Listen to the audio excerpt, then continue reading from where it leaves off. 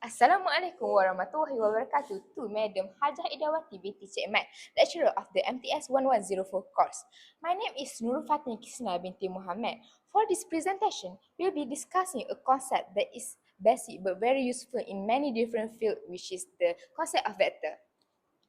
Our discussion will be in the form of an academic dialogue, where each member will connect vector concept to different real-world situations.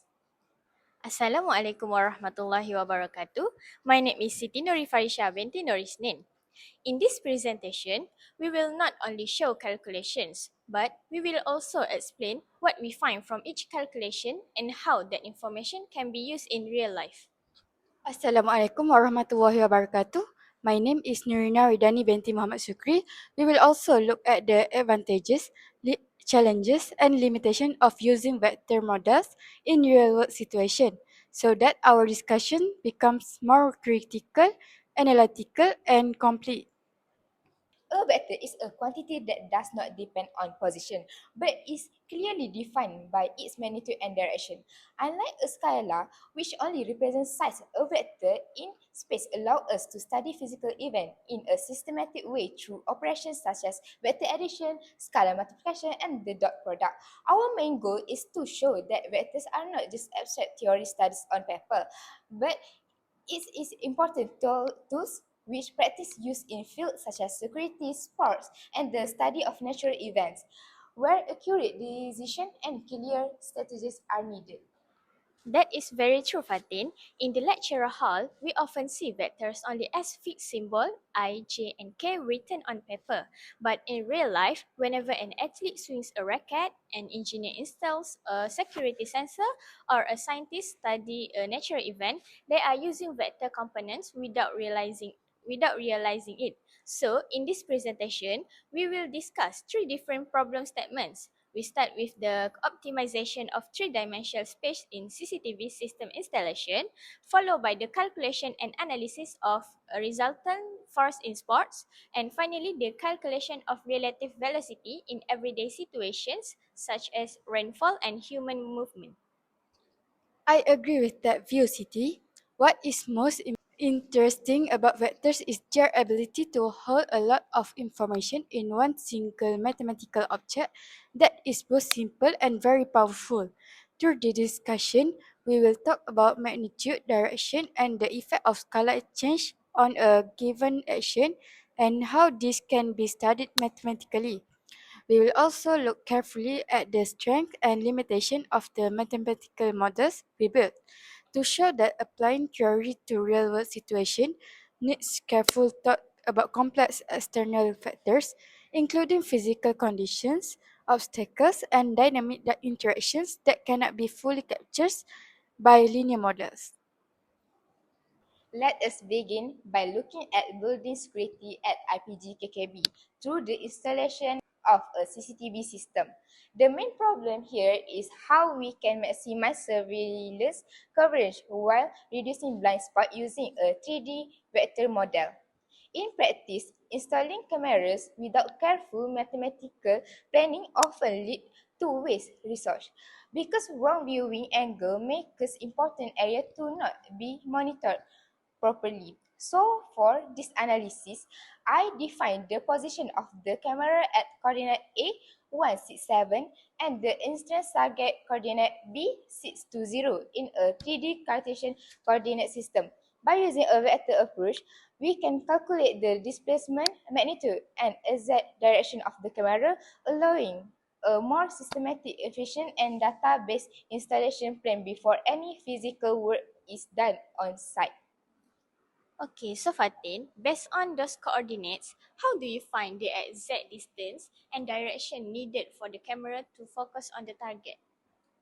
The first step is to find the displacement vector AB, which gives the value 5, -4, -7. From this result, we can see that the camera must be pointed forward horizontally, slightly to the left and tilt downward to face the entrance. The magnitude of this vector is about 9.487 units, which represents the straight line distance between the camera and the target. This value show that the entrance is within a reasonable coverage range, so the CCTV system can provide a good surveillance without needing too much zoom or causing image distortion. Martin, about the distance of 9.487 units, does this mean the overall camera coverage is already good enough, or would adjustment to the zoom or lens still be needed?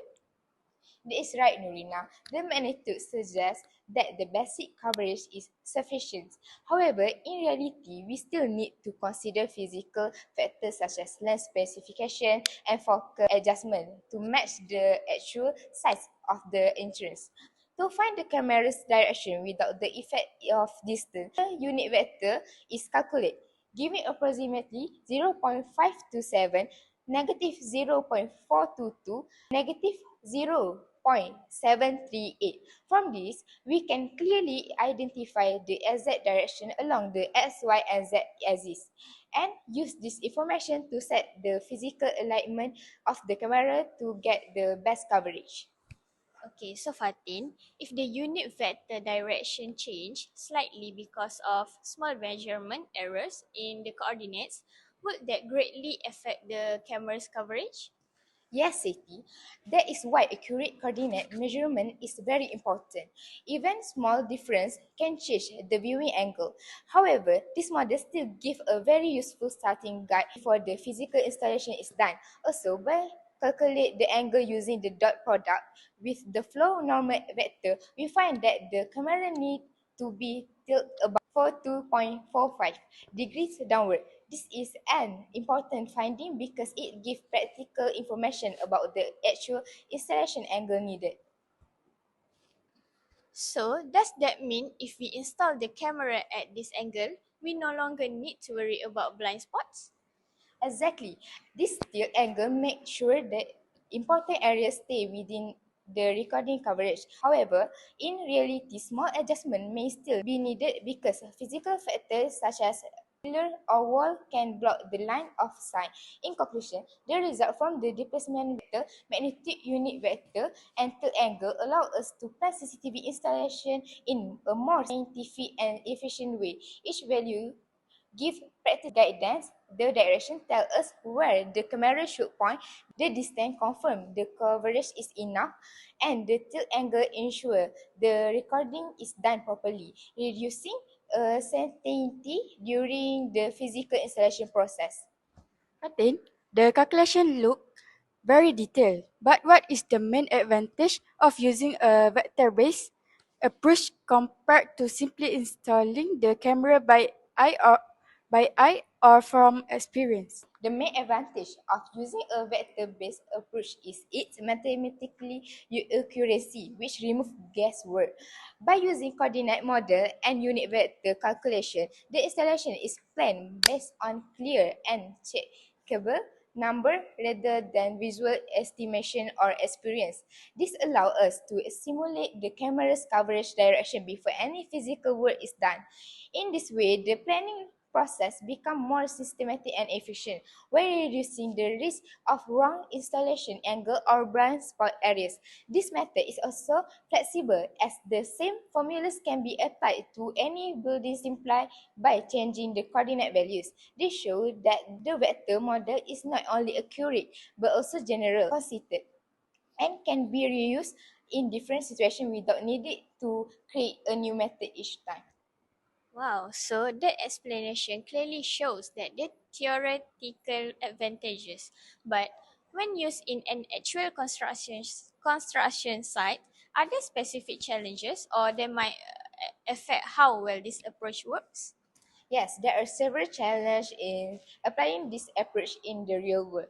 The biggest challenge is getting truly accurate three-dimensional coordinate at the construct site because even small measurement or error can affect the error overall calculate direction and distance.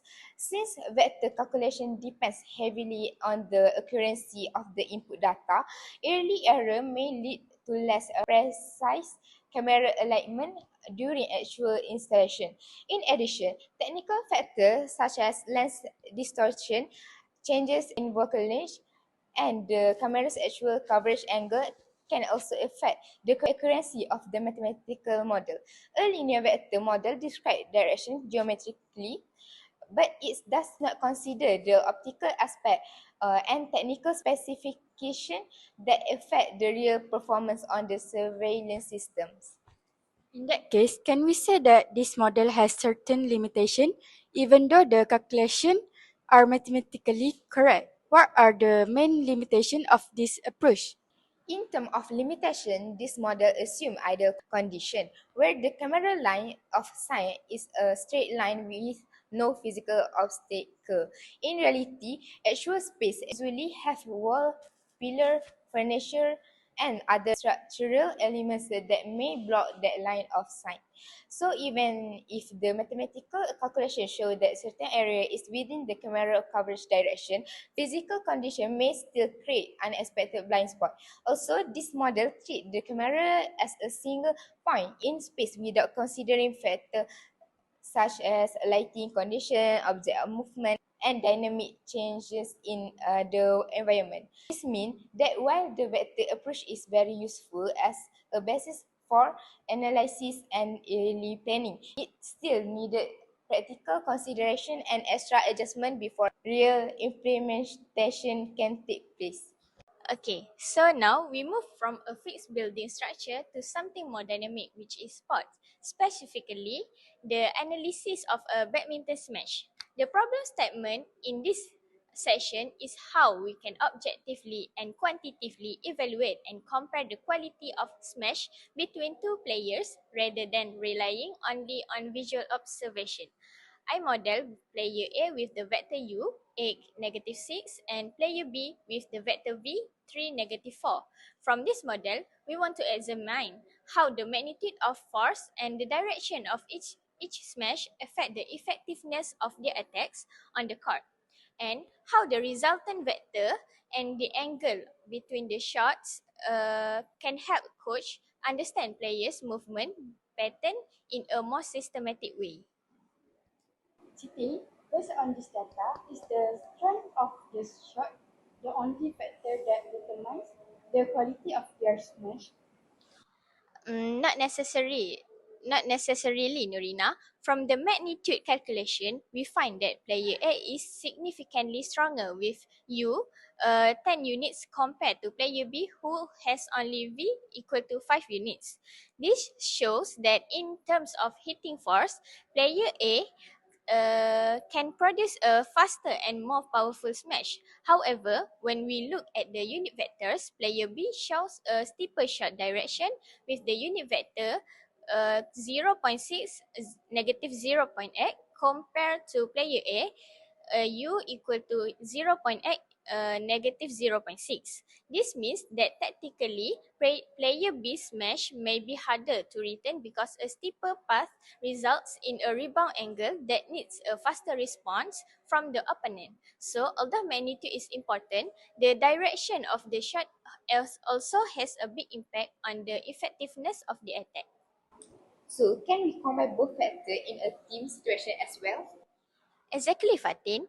If both players act together as a double teams, we can use vector addition to get the resultant smash, which is R equal to U plus V equal to 11 -10. The magnitude of the resultant approximately equal to 14.87 units shows that their combined strength is greater than the individual shots, and the direction of the resultant vector shows where the combined attack is strongest. From this, a coach can plan an attacking strategy that use the combination of strength and direction to close the opponent's defensive space more effectively. What if player A wants to change the type of shot? For example, to do a drop shot. Okay, Norina, in this case, we use scalar multiplication to model the situation. If player A reduce the force by half for a drop shot, 1/2 U equal to 4 -3 units, the path stays the same, but the magnitude is lower. On the other hand, if player A wants to completely reverse the direction to do a defensive lift, negative U, -8 6 units. This allows us to understand direction change in the 2D plane. So scalar multiplication is not just a calculation.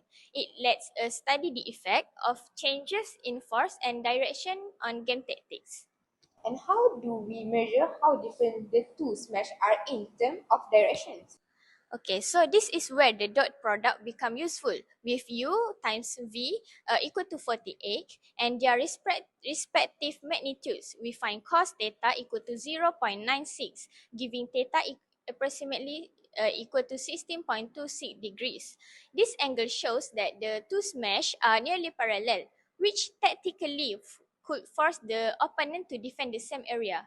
Cross-checking using the formula r square equal to u square plus v plus 2 u times v plus v square confirms that r approximately equal to 14.87 units, showing that the findings are consistent.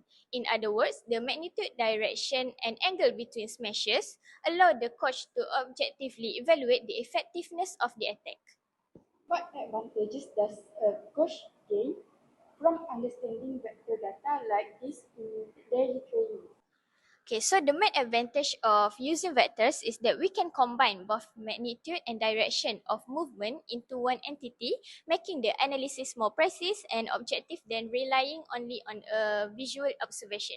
For example, when we calculate the angle between two players' movement vectors and find it to be 16.26 degrees, it shows that both players are attacking in almost the same direction consistently. A coach can use this information to assess player movement patterns, identify players who are less aligned, and plan corrective training with greater accuracy. Also, vector operations such as addition, scalar multiplication, magnitude, and dot product only need basic arithmetic and Pythagoras theorem, making them easy to apply. So the dot product is especially useful because it allows us to find the angle between two vectors using only their components without needing to draw diagrams or take on chord measurements. So the concept of vectors is also very flexible and can be used in other fields such as navigation, robotics, computer graphics, and engineering. So this allows coaches not only to analyze data more systematically, but also to build skills that are useful in many different contexts. Your explanation clearly shows the theoretical advantages, but when used in real situations on the course, are there limitations that might affect how well this approach works? Yes, Nurina, there are several limitations. The model we use is only 2D, which is considering only the horizontal components x, y, and ignoring the vertical component z, which represents the height of the smash. In actual gameplay, the shuttlecock follows a 3D path influenced by factors such as spin, air resistance, and post-contact motion. So this means that while the angle between vectors gives an idea of direction, it does not fully show the real 3D movement on the card. Also, the vector values used such as 8, -6 are abstract algebraic units rather than physical units like meter per second or newtons. To get actual data, we would need high precision sensors to convert racket speed and player position into vector components. So, although the mathematical model can be used for analysis, the result must be interpreted carefully because it does not consider all real-world physical factors. What about practical challenge in applying vector concept on the court? The main challenge is keeping the signs of the vector components consistent, which is even a small error in the sign of x or y can affect the magnitude, unit vector, resultant, and angle at the same time, which it will damage the analysis. Also, when using the dot product to calculate angles, it is important to use arc cos and not cos directly because arc cos is the inverse function, which is using the wrong one will give the wrong results. So other challenges include telling the difference between scalar and vector results. The dot products give a scalar while vector addition give a new vector. So coaches must understand the context of each result. Finally, every result needs to be understood in the real world context. For example, theta equal to 16.26 degrees means nearly parallel at x, and u equal to 10 versus b equal to 5 shows that player A is twice as strong as player B. So this shows that while the vector approach gives a systematic framework, its success depends on measurement accuracy, the technology used, and the coach ability to interpret the data correctly. Finally, I will discuss the use of vectors in a common everyday situation, which is the appearance line of rain when we run. The problem statement here is to understand why the direction of rain appears to change with our speed and how we can find the best umbrella angle to stay dry. In this model, a student runs eastward at 4 meter per second while the rain falls vertically at 6 meter per second.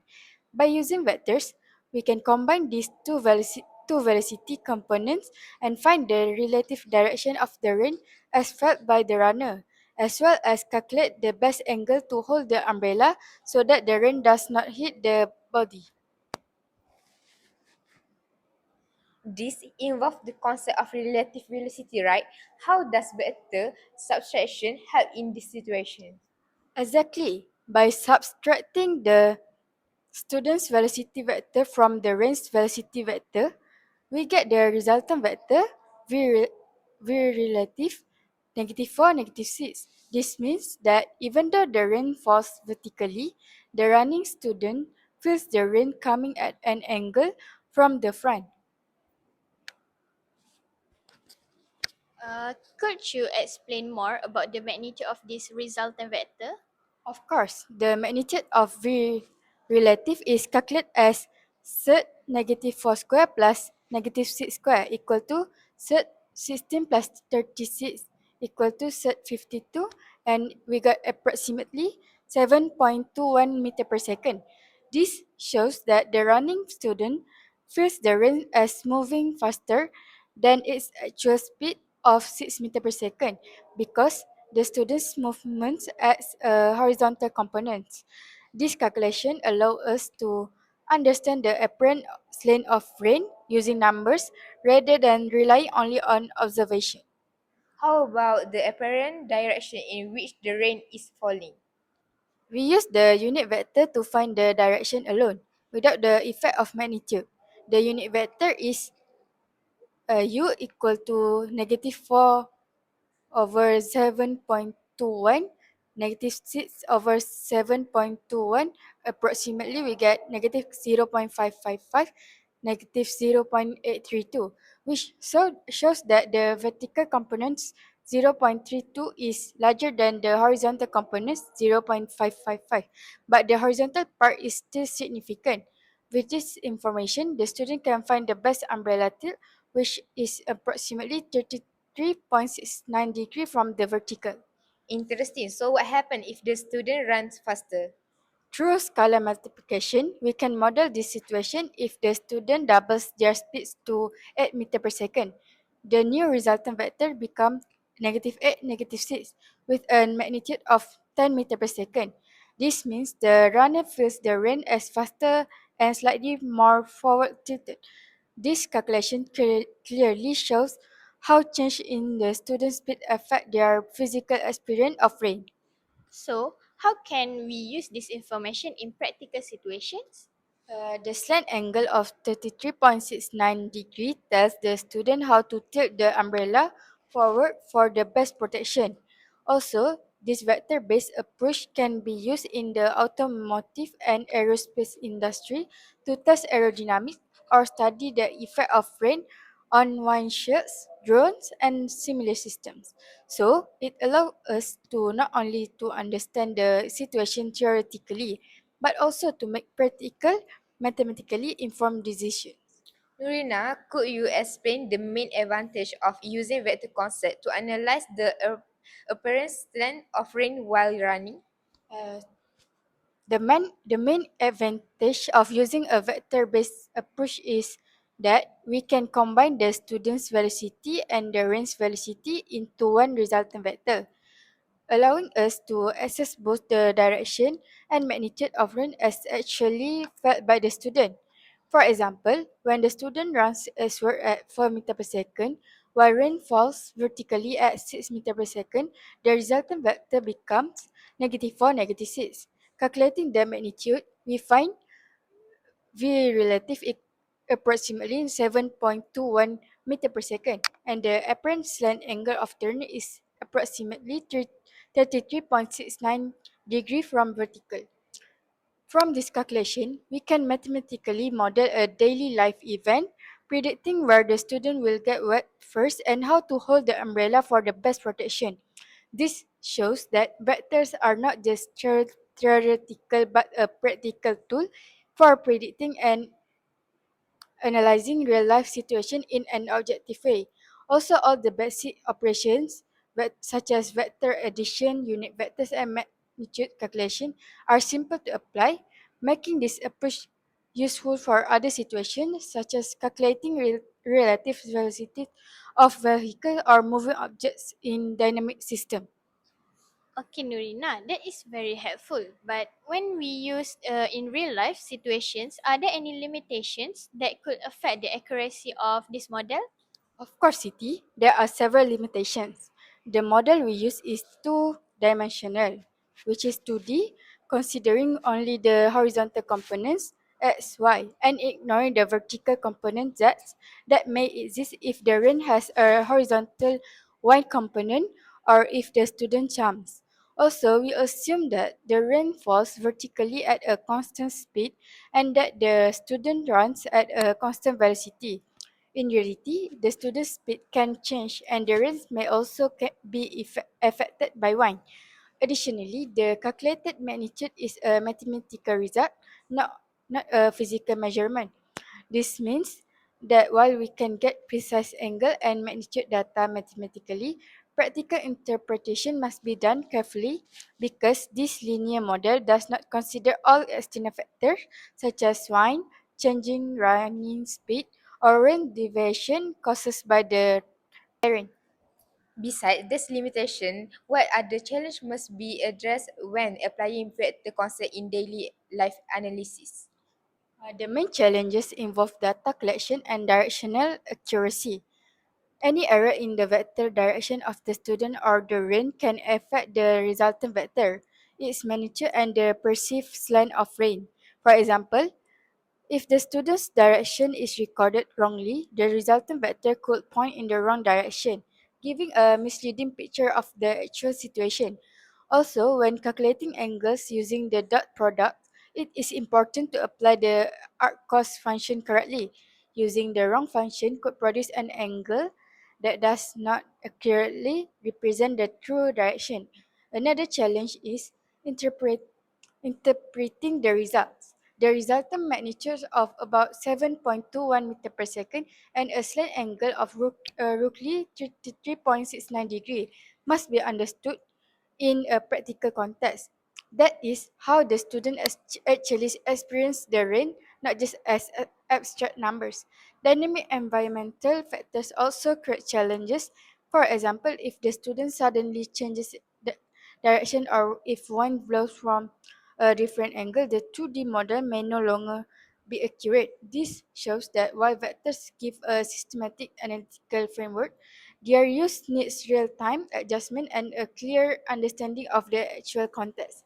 In conclusion, today's discussion has shown that vector algebra acts as a bridge between pure mathematical theory and practical problem solving. From managing spatial coverage in building security to improving strategies in sport to understanding physical events in our daily surroundings, vectors give us a very useful framework for analyzing both magnitude and direction at the same time. So, we must also recognize that every mathematical model has its own limitations and challenges. However, by understanding these constraints, such as physical obstacles or environmental factors, we can make better adjustment in real-world applications. Vector teach us to think multiple dimensions and to make decisions based on concrete data. We hope that this presentation has given the new insight to our peers about the importance of the subject we are studying. Linear algebra is not just number on paper. It is the foundation of modern technology and science. Let's conclude our presentation. Thank you very much for your attention.